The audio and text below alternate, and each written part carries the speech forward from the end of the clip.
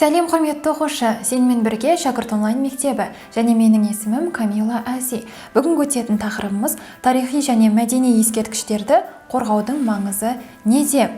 Сабағымыздың мақсаты ескерткіштерді қорғаудың жадынамасын жасауды үйренесің.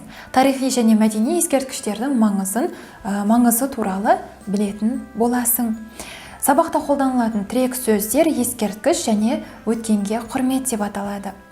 Өте ерте замандарда адамдар ұрпақтан ұрпаққа қалатын тарихи дүниелер жайлы ойламады. Тұтас мәдениеттер ізсіз жоғалып кеткен замандарда болды. Уақыт өте келе адамдар ескерткіштердің мәнісін түсіне бастаған. Соның арқасында айтулы оқиғалар, ұлы адамдар туралы көптеген ескерткіштер біздерге жетіп отырған. Ескерткіштер еліміздің тарихына құрметпен қарауға тәрбиелейді. Балалар, өткенімізді бізге көрсететін, өткенімізден бізге хабар беретін үлкен ескерткіштерді біз абайлап ұстауымыз керек, оларды сақтауымыз керек. Себебі бізден кейінгі ұрпақтарға да бұл ескерткіштердің берер маңызы, хабары өте мол. Бұл келесі суретте ескерткіштер еліміздің әртүрлі аймақтарында орналасқан ескерткіштер көрсетілген. Яғни Керей мен Жәнібек хан, қазақ халқының хандарының ескерткіштері, Түркістан қаласында орналасқан Қожа Ахмет Яссауи ескерткіші, Бауыржан Момышұлына арналған ескерткіш және тағы да басқа көптеген тарихи ескерткіштер бейнеленген. Және олардың атын білетін болсаң, бірге айтып көруіңе болады.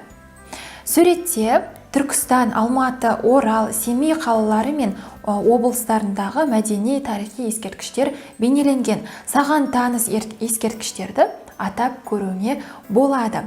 Егер бұл жерде 5 ескерткіш түрі көрсетілген, мүмкін бұл ескерткіш сенің қалаларыңда орналасқан болар. Егерде бұл тарихи орындарға барып көрген болсаң, өзіңнің ойыңды айта кетсең болады. Өткенге құрмет бұл өлкеде өмір сүріп жатқан, өз отанын, жерін, елін сүйген адамдарды есте сақтау, оны ұмытпау, ұлағаттау дегенді білдіреді. Балалар, біздерге арналған көптеген тапсырмалар берілген екен. Бірінші тапсырма: эссе жазу керек. Тақырыбы менің сүйікті ескерткішім деп аталынады.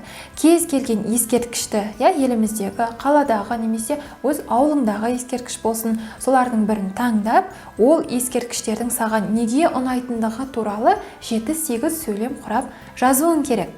Келесі, дәлелдеуді үйрен.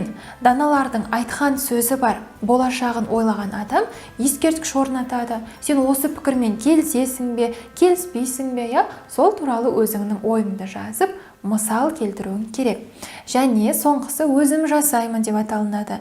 Жер бетінде мәдени және тарихи ескерткіштер сақталу үшін не жасай аламын? Осы тақырыпта жадынама жазуың керек. Балалар, бұл берілген тапсырмалар сендерге ұнайды деген, сендердің қолдарыңнан келеді деген үміттемін. Өздерің жасап, орындап көріңдер.